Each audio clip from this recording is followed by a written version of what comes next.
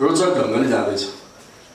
कतिपय यसमा रोचक कि घटनाहरू दुःखदायी छन् तर देख्दा रोचक छन्।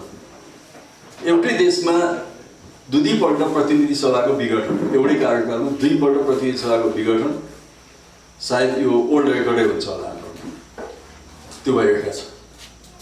सायद अर्को पनि ओल्ड रेकर्ड हुन्छ होला, दुवैपल्ट प्रतिनिधि सभाको पुनर्स्थापना अदालतले गर्ने कुरा।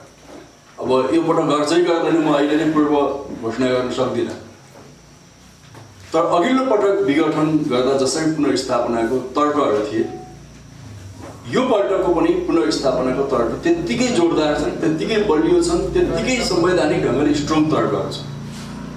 किनकि अघिल्लो पटकको विघटन पछिको सर्वोच्चको एउटा नजिर स्थापित भएको छ कि कुनै पनि संसदले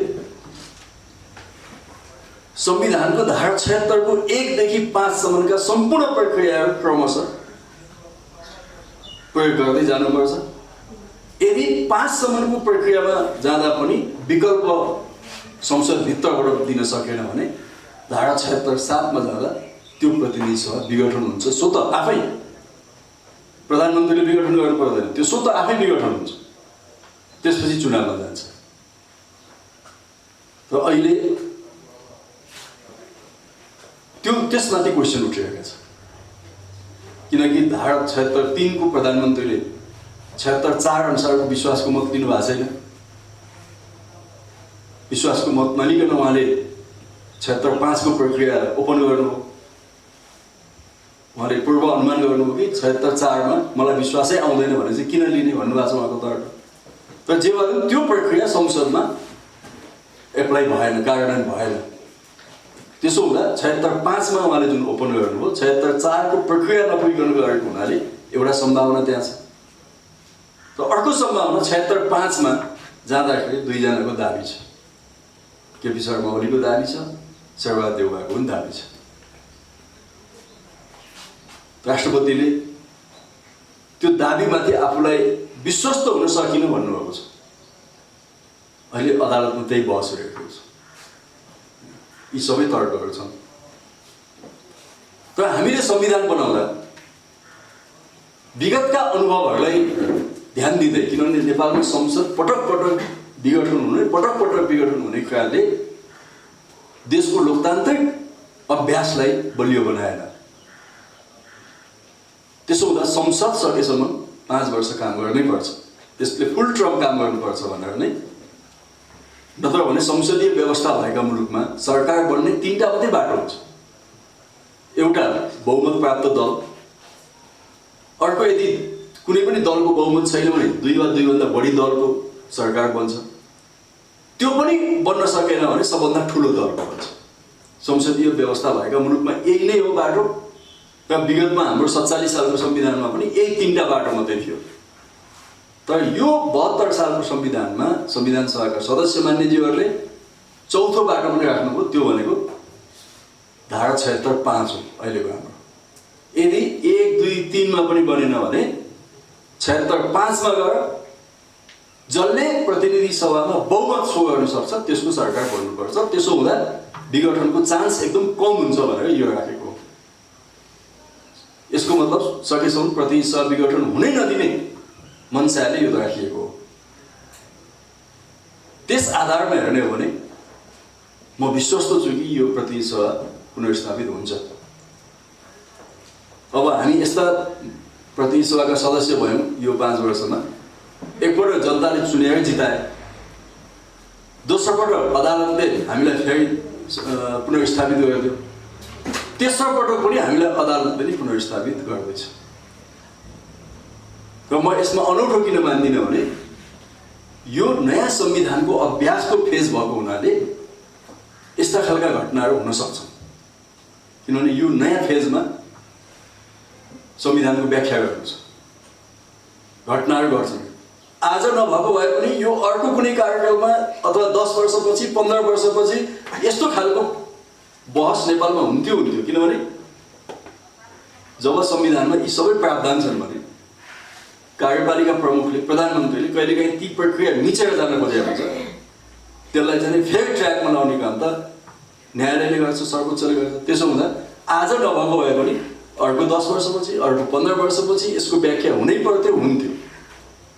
आजै भयो ठिकै छ, किनभने अब यसपछि त प्रतिनिधि सभा कुन क्लजमा मात्रै विघटन हुन्छ भन्ने कुरा बडा प्रश्न हुन्छ। अब कुनै पनि प्रधानमन्त्रीले आफूले चाहँदैमा अथवा संविधानको व्याख्या यो हो भन्दैमा प्रतिनिधि सभा विघटनको सिफारिस गर्न पाउँदैन। त्यसो हुँदा यो व्याख्या भइरहेको छ। सांसदहरूको भूमिका के हो हैन? सांसदहरू पार्टीका हुन्छन्, पार्टीको व्हिप लाग्छ सांसदहरूलाई भन्ने छ, ठिक छ, त्यो व्हिप लाग्छ। तर 76-5 मा पुगिसकेपछि त्यो व्हिप के हुन्छ भन्ने पनि अन्य छ। किनभने 76-5 मा एकपट्टिबाट हेर्दा हरेक सांसदलाई स्वतन्त्र ढङ्गले विवेक प्रयोग गर्ने अधिकार दिएको छ, अर्कोपट्टिबाट हेर्दा संसदीय व्यवस्थामा हरेक सांसद कहाँ स्वतन्त्र हुन्छ, ऊ त पार्टीको अधीनस्थ हुन्छ भन्ने पनि छ। हो, अब यसको व्याख्या पनि सर्वोच्चले गरिसकेपछि यी धेरै तमाम प्रश्नको हल हुन्छ र फेरि तेस्रो पटक एकपल्ट चुनावबाट, एकपल्ट फेरि पुनर्स्थापितबाट, अर्कोपल्ट पनि पुनर्स्थापित भएर चाहिँ 3 पटक यो प्रतिनिधि सभा जागृत हुने हो। यो रमाइलो हुन्छ नेपालमा र त्यसले मलाई लाग्छ आउने दिनमा हाम्रो देशको एउटा राजनीतिक स्थायित्व दिने कुरालाई बढी सुनिश्चित गर्छ। र म भन्न चाहन्छु कि कुनै पनि लोकतान्त्रिक प्रधानमन्त्रीले संसदको अन्तिम विकल्पसम्म पनि अभ्यास गर्न दिनुपर्छ। अन्तिम विकल्पसम्म पनि अभ्यास गर्न दिनुपर्छ कुनै पनि लोकतान्त्रिक चरित्रको प्रधानमन्त्रीले अथवा नेताले। तब मात्रै त्यसले आफ्नो लोकतान्त्रिक छवि बचाउन सक्छ। हाम्रो देशमा अलिकति नेताहरू जब शक्तिमा पुग्छन्, पावरमा पुग्छन्, त्यो पावरलाई आफ्नो अनुकूल ढाल्न खोज्ने कुराले हाम्रो संविधान डिरेल भइरहेको छ र हाम्रो चाहिँ यो संवैधानिक प्रक्रियाहरू अवरुद्ध भएका छन् र लोकतन्त्र कमजोर भएको छ। र यी सबै अनुभवबाट अब हामी अलिकति सुदृढ लोकतन्त्रतिर जान्छौँ भन्ने मलाई लाग्छ। यदि त्यसरी गएनौँ भने, संविधानभन्दा बाहिर चल्न थाल्यो भने मुलुकमा डरलाग्दा खतराहरू आउन सक्छन्। त्यतातिर हामी सबै सचेत हुनुपर्छ। खास गरी ठुला दलहरू, नेकपा एमाले, नेपाली काङ्ग्रेस, नेकपा माओवादी केन्द्र जस्ता दलहरू यसमा बढी सचेत हुनुपर्छ।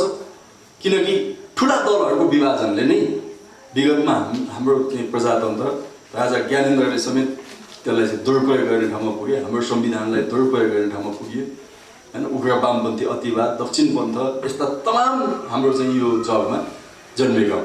म यो कुरा यहाँलाई भन्न चाहन्छु। अन्तिम कुरा हाम्रो पार्टीको बारेमा अलिकति भन्छु।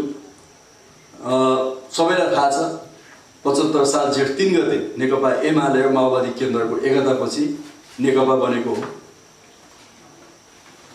त्यसभित्र अन्तर्विरोधहरू पनि थिए, तीभित्र विवादहरू पनि थिए, तीभित्र सहमति पनि थिए, असहमति पनि थिए। ती सबै कुरा अगाडि बढ्दै जाँदाखेरि खास गरिकन प्रधानमन्त्री र पार्टीका अरू नेताहरूको बिचमा देखेको तीव्र अन्तर्विरोधले पौष 5 गते प्रतिनिधि सभाको विघटन जोड्न पुर्यायो। त्यो गर्नुहुन्थेन। त्यो मैले पहिले पनि भनेको छु कि प्रधानमन्त्रीले संसदमा अर्को विकल्पका निम्ति हरदम ढोका खुल्ला राख्नुपर्छ। भोलि हामी कोही पनि त्यहाँ पुग्यौँ भने पनि हामीले त्यही गर्नुपर्छ। त्यो उच्च नैतिकता देखाउनै पर्छ प्रधानमन्त्रीले। तर हाम्रो देशमा त्यो संस्कारको विकास भएन र पौष 5 गते प्रतिनिधि सभाको विघटन भयो। तत्कालीन नेकपा त्यो पक्ष र विपक्षमा खडा भयो। बडा रमाइलो हो कि त्यसको पक्षमा पनि नेकपाले जुलुस लायो, त्यसको विपक्षमा पनि नेकपाले जुलुस लायो। यो बडा अनौठो कुरा। एउटै पार्टी पक्ष र विपक्षमा सडकमा आयो, अदालतमा बहसमा पुनर्स्थापित भयो। त्यही क्रममा फागुन 23 गते सर्वोच्च अदालतबाट हाम्रो दुई पार्टीको एकता सम्बन्धी एउटा ऐतिहासिक निर्णय भयो। त्यो निर्णय कति राजनीतिक थियो, कति सही थियो, त्यो आफ्नो ठाउँमा छ। तर सर्वोच्चले त्यो गरिसकेपछि हामी सबैले त्यसलाई मान्यौँ र हाम्रो एकताको केही त्रुटिहरू थिए, केही कमजोरीहरू थियो, त्यसमा टेकेर उसले हामीलाई पूर्व पार्टीमा फर्क भन्यो। र स्वाभाविक नेकपा एमाले एक ठाउँमा आउनु पर्थ्यो, माओवादी केन्द्र एक ठाउँमा आउनु पर्थ्यो। तर फेरि दुईटा पार्टीको एकता गर्ने हो भने अनि पहल गर्नु पर्थ्यो, नयाँ ढङ्गले जानुपर्ने बाटो त्यही थियो। तर माओवादी केन्द्र एक ठाउँ आयो, केही साथीहरूले छोडे, त्यो पार्टी ठिक छ। तर एमाले एक ठाउँमा आएन। फेरि फेरि पनि एमालेमा एक ठाउँ आउने एउटा वातावरण बनेन र पार्टी अध्यक्षको तर्फबाट फागुन 28 गते बैठक राखेर 9 महाधिवेशनका निर्वाचित कमिटीहरूलाई भङ्ग गर्ने, पदाधिकारीहरूलाई खारेज गर्ने र महाधिवेशन आयोजक समिति बनाउने जस्ता निर्णय भयो। त त्यसमा अर्को पक्ष असहमत भयो, मानेन र त्यो बैठकमा सामेल भएन, बोलाइएन त्यो बैठकमा। यसरी समस्याहरू बल्झिँदै गएपछि समानान्तर गतिविधिहरू भए, दुवै तर्फबाट समानान्तर गतिविधि भए, समानान्तर कमिटी भए। जहाँ अध्यक्षको पक्षका जिल्ला कमिटी थिए तिनै कमिटी चले, जहाँ अध्यक्षको पक्षका जिल्ला कमिटी थिएनन् अध्यक्षको पक्षले अर्को कमिटी बनायो, जहाँ अध्यक्षको पक्षमा कमिटी थिए अर्कोले फेरि थियो अर्को कमिटी बनाइदियो। यसरी समानान्तर गतिविधि भयो। तर त्यो बिचमा म लगायत धेरै साथीहरूले पार्टीका होइन, पार्टी त फेरि पनि विभाजनमा जाने स्थिति छ, ठुलो दल विभाजित हुनु हुँदैन, मुख्य कुरा त्यो हो। किनकि हामी संविधानको अभ्यासको एकदम प्रारम्भिक चरणमा छौँ, हाम्रो संविधान कोल्याप्स हुने खतरा छ। एमाले जस्ता दलहरूसँग यो मुलुकको लोकतन्त्र, यो मुलुकको राष्ट्रियता, यो मुलुकको प्रजातन्त्र, जनजीविका जोडिएको छ। त्यसैले यस्ता ठुला दलहरू विभाजित भयो भने समाजमा नकारात्मक असर हुन्छ भनेर फेरि एकतामा फर्काउन हामीले अनेक जोड गर्यौँ। त्यस क्रममा 75 साल जेठ 2 गते जुन पार्टी एकता हुनुभन्दा पूर्वका कमिटीहरू नै पुनर्स्थापित गरौँ भन्ने नै हाम्रो कुरा हो। अहिले पनि म त्यही भन्छु। हिजो फेरि अध्यक्षले एकतर्फी जुन निर्णय गर्नुभएको छ त्यो मलाई दुर्भाग्यपूर्ण लाग्छ। त्यो निर्णय दुर्भाग्यपूर्ण हो। देशभरि नेकपा एमालेका सदस्यहरू जो एकताको पक्षमा छन्, आशावादी छन्, त्यो एकताको आशा गरेर बसेका पार्टी सदस्यहरूको मनोविज्ञानमाथि गम्भीर प्रहार भएको छ हिजोको निर्णय। त्यसले निराशा मात्रै जन्माउँछ पार्टीभित्र। त्यसैले म ताप्लेजुङका पत्रकार साथीहरू मार्फत भन्न चाहन्छु, अध्यक्षलाई फेरि एकपटक ती सबै एकपक्षीय निर्णयहरूलाई खारेज गर्नुपर्छ, फेरि सहमतिमा फर्किनुपर्छ। पार्टी अध्यक्ष केपी ओली र वरिष्ठ नेता माधव नेपाल बसेर कार्यदल बनाउनु भएको छ, दुवै पक्षका साथीहरूलाई राखेर त्यो कार्यदललाई एक्टिभ बनाउनुपर्छ, सक्रिय बनाउनुपर्छ। र त्यो कार्यदलले 75 साल जेठ 2 गते अगाडिका कमिटीहरूलाई एक्टिभ गर्ने र बिचमा भएका कतिपय विकासक्रमहरूलाई समाधान गर्ने र अरू भविष्यमा अब हामी कसरी जान्छौँ र पार्टीलाई एकताबद्ध गर्छौँ भन्ने कुरा पनि त्यहाँ सुनिश्चित गर्ने। यसरी नै जानुपर्छ।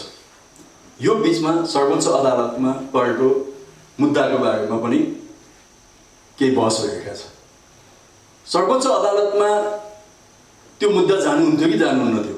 एउटा दलका सदस्यले अर्को दलको नेतालाई प्रधानमन्त्री बनाएर आह्वान गर्ने ठाउँमा जानुहुन्थ्यो कि जानुहुन्थेन? त्यो बहस छ। एउटा संसदीय व्यवस्थाको चरित्रको हिसाबले त्यो गल्ती हो, त्यो गर्नु हुँदैन, त्यो राम्रो कुरा होइन। तर कुनै घटना घट्दा त्यसको कारण के हो भन्ने कुरामा गइएन भने, हामी घटनामा मात्रै गयौँ भने त्यसलाई सही न्याय हुँदैन। त्यहाँ जानुको अर्थ के हो भने, जब फेरि पनि प्रतिनिधि सभाको मध्यरातमा विघटन भयो, प्रतिनिधि सभा बचाउने एउटा उपाय के हो त भन्दा फेरि पुनर्स्थापना हो भनेर पुनर्स्थापनाको निम्ति गएको। म भन्न चाहन्छु, आज अदालतको मुद्दामा एमाले विभाजित छ, पक्ष र विपक्ष विभाजित छ। तर यदि पार्टी एकता गर्ने क्रममा 75 जेठ 2 गते अगाडि फर्किने, पार्टीभित्रका सबै समस्या हल गर्ने क्रममा पार्टी अध्यक्षले उदारताको नीति लिनुभयो भने मलाई लाग्छ कि यो अदालतको मुद्दाको कुरा पनि हल गर्न सकिन्छ। त्यो कसरी सकिएला त भन्दा, सर्वोच्च अदालतमा अब मुद्दा फिर्ता लिने त कुनै त्यहाँ प्रावधानै हुँदैन। बहस पनि भइसकेको छ, आउने 2-3 दिनभित्र त्यसले फैसला सुनाउँदैछ। पार्टीका तमाम समस्या हल हुन्छन् भने सर्वोच्च अदालतबाट प्रतिनिधि सभा पुनर्स्थापना भए संसदमा एमाले एक ठाउँ उभिनुपर्छ। हिजो जतासुकै उभिए पनि एक ठाउँ उभिनुपर्छ। प्रतिनिधि सभा पुनर्स्थापना भएन भने पनि एमाले एक ठाउँ उभिएर चुनावमा जानुपर्छ। त्यसपछि पनि पार्टीका अरू तमाम समस्या हल भइसकेपछि पनि संसदमा हामी यो पक्ष त्यो पक्ष भनेर कसले कसलाई प्रधानमन्त्री बनाउन कसले कसलाई प्रधानमन्त्री बनाउन बोकेर हिँड्नु हुँदैन। सकिन्छ हामी एमाले भित्रैबाट 76-5 को प्रधानमन्त्री बनाएर चुनावमा जाउँ। सकिँदैन, एमाले भित्र अर्को कोही विकल्प दिएर हुन्छ भने विकल्प दिउँ, दोस्रो विकल्प होला, तेस्रो विकल्प होला, त्यो हुन सक्छ। त्यो पनि भएन भने प्रतिनिधि सभामा जसले बहुमत पुर्याउँछ त्यसले सरकार बनाउँछ, एमाले प्रतिपक्षमा बस्छ।